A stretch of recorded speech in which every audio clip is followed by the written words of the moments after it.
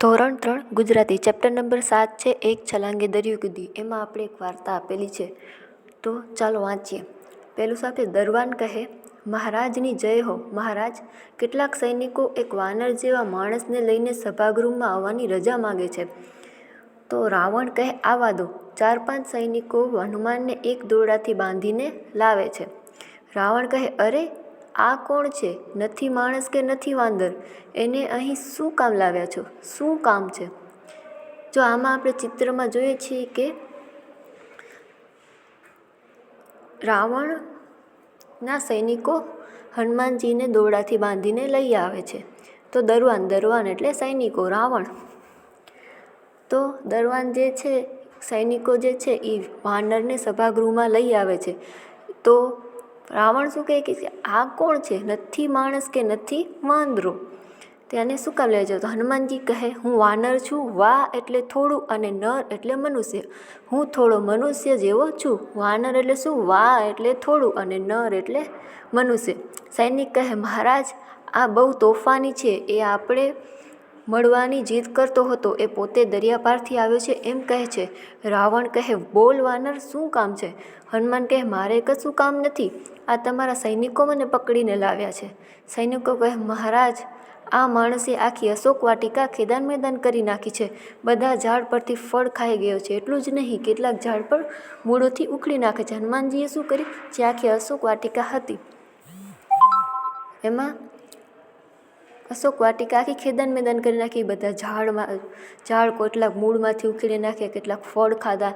એમ હનુમાનજી અશોક વાટિકાને ખેદાન મેદાન કરી નાખી. હનુમાનજી કહે, એ તો બધા સૂકા ઝાડ હતા. તો રાવણ કહે, અરે મૂર્ખ વાનર, વચ્ચે ન બોલ. હવે કહે, તે શા માટે તોફાન કર્યું? તું દરિયા પારથી આવ્યો છે એ વાત સાચી છે? હનુમાનજી કહે, હા. રાવણ કહે, પણ આવડો મોટો દરિયો ઓળંગીને કેવી રીતે લંકામાં પ્રવેશ કરી શકે? હનુમાનજી કહે, જુઓ મહારાજ, એ જાણવું હોય તો મને પણ તમારા મંત્રીઓ બેઠા છે એવા આસન પર બેસાડો, પછી હું કહું. રાવણ કહે, તું એક તુચ્છ વાનર લંકાની રાજસભામાં આસન પર બેસીશ? હનુમાનજી કહે, ના, હું પ્રભુ શ્રી રામનો સેવક છું. રામદૂત તરીકે આપની સાથે ઉપસ્થિત છું. અત્યારે આપનો મહેમાન છું, એટલે આસન તો આપવું જ પડે. રામનું નામ સાંભળીને રાવણ બધું ગુસ્સે થાય છે.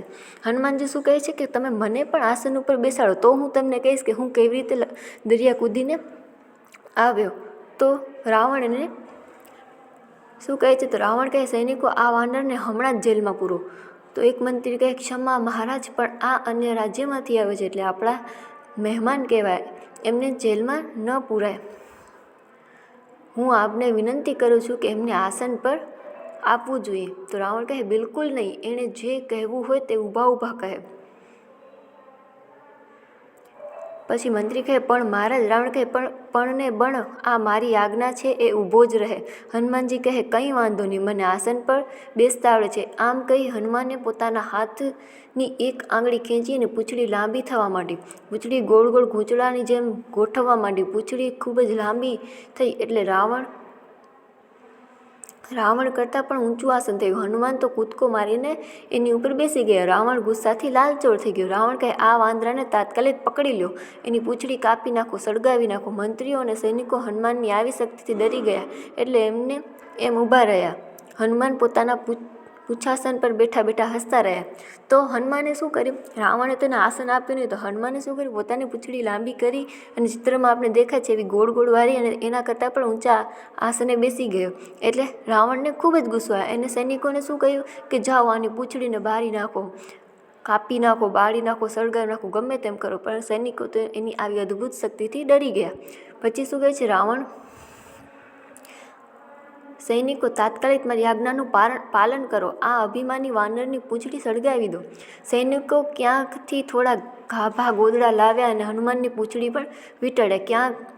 ક્યાંકથી તેલ લગાવીને ગાભા ગોદડા પર રેડ્યું. છેલ્લે દીવાસળીથી પૂંછડી સળગાવી. જેવી પૂંછડી સળગી કે તરત જ હનુમાને પોતાનું પરાક્રમ શરૂ કર્યું. લાંબી પૂંછડીનો છેડો જુદી જુદી જગ્યાએ અડકાવવા માંડ્યો. ઘડીકમાં તો આ ખૂણે તો ઘડીકમાં તો પેલા ખૂણે. આખી રાજસભામાં ભાગ થઈ ગઈ. હનુમાન તો સળગતી પૂંછડી સાથે ત્યાંથી કૂદીને રાજમહેલમાં બીજાના મકાનો તરફ ગયા. ત્યાંથી બજાર બાજુ ગયા. જ્યાં ત્યાં આગ લાગવા માંડી. લંકાના રાક્ષસો નાસભાગ કરવા લાગ્યા. સૈનિકો એક જગ્યાએ આગ હોલવે ત્યાં હનુમાન બીજી જગ્યાએ પૂંછડી અડકાળે. ઠેક ઠેકાણે આગ લાગી. હનુમાન તો હસતા જાય ને આગ લગાડતા જાય ને ગાતા જાય. લંકા તારી સળગી ગઈ, પૂંછડી મારી સાજી રહી. તેલ પર તારું, ગાભા પર તારા, દીવાસળી પર તારી ગઈ. પૂંછડી મારી સાજી રહી. સળગ્યા મકાનો ને સળગ્યા મહેલો, ઊભી બજાર પર સળગી ગઈ. પૂંછડી તારી મારી સાજી રહી. એ રીતે હનુમાને શું કર્યું? રાવણે સૈનિકોને કીધું તાત્કાલિક મારી આજ્ઞાનું પાલન કરો. તો હનુમાનની પૂંછડી એ લોકોએ સળગાવી. તો હનુમાનજીની પૂંછડી તો બહુ લાંબી, એને એક ખૂણે આમ ગાભા ગોદડાનું બધું પૂંછડીમાં વીંટ્યું. પછી એની પૂંછડી સળગાડી. તો એ તો શું કરે, ઠેક ઠેકાણે એની પૂંછડી અડાડવા માંડે. એટલે શું, આગ લાગી. તો બધી જગ્યાએ એક બાજુ સૈનિકો આગ ઓલાવા જાય તો બીજી બાજુ એ પૂંછડી અડાડે. એ રીતે એમને આવું પરાક્રમ કર્યું. હવે આમાં વાક્ય સાચા છે કે ખોટા તે નક્કી કરો, અથવા સાચું કે ખોટું કરો.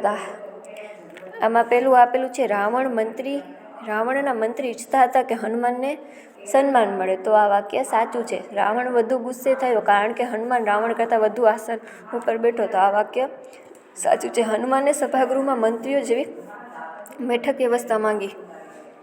આ વાક્ય સાચું છે. હનુમાને પોતાની મરજીથી લંકામાં સભાગૃહમાં ગયા.